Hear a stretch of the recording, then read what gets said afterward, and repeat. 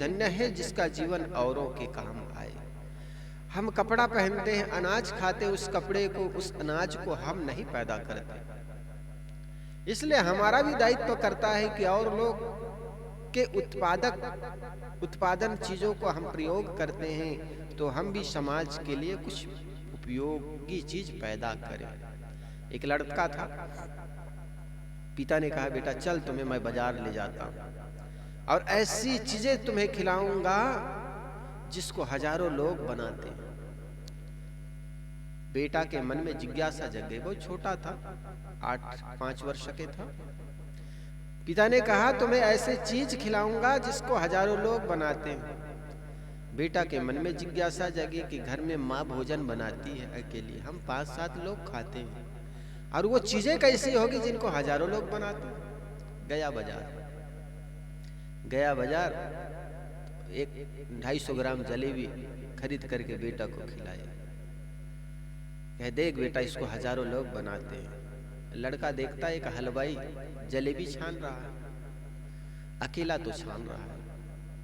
लड़का ने कहा पिताजी इस जलेबी को तो अकेला ये हलवाई बना रहा है, इसको हजारों लोग कहां बनाते हैं। तो पिता ने कहा देख बेटा इसमें बनने के लिए क्या क्या चीज उपयोग में आया है। पहले तो तुम तेल ही ले लो। तेल को पहले किसान खेतों में पैदा किया अनाज के रूप में, तिल के रूप में। फिर वो कोल्हू में जाता है, स्पेलर में जाता है, तेल निकलता है, उसमें हजारों लोग काम करते हैं। तेल निकालने के बाद उसको पैकिंग करते हैं, हजारों लोग पैकिंग करने में लगा हुआ है। फिर उसको ट्रांसपोर्ट करता है दिल्ली से बॉम्बे, बॉम्बे से कलकत्ता, कलकत्ता से द्वारका, न जाने कहां कहां पर। तो उसमें ट्रांसपोर्ट में भी हजारों लोग बने हुए। अभी तो तेल की ही बात हुई, अब लो कढ़ाई। कढ़ाई कहां, बैला डीला छत्तीसगढ़ में पैदा होता है, भिलाई इस्पात खाना में आता है। फिर उसको लोहे के रूप में ढलाई करते हैं, फिर उसको आकार दिया जाता है कढ़ाई। तब लड़के ने कहा बस पिताजी अभी तो तेल और कढ़ाई की बात हुई है, अब तो बहुत सी चीज और बची हुई है। फिर बेसन कहां से लाया, उसमें हजारों लोग लगा हुआ है। मैं समझ गया। ठीक इसी प्रकार हमारा यह जीवन खड़ा है, इसमें हजारों लोगों का हाथ है।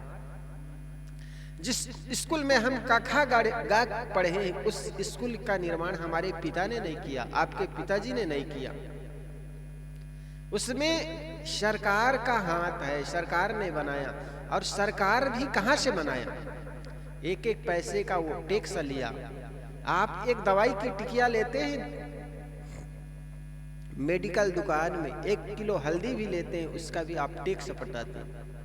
वो टैक्स के करीब करीब 40-45% शिक्षा के क्षेत्र में सरकार खर्च करती है।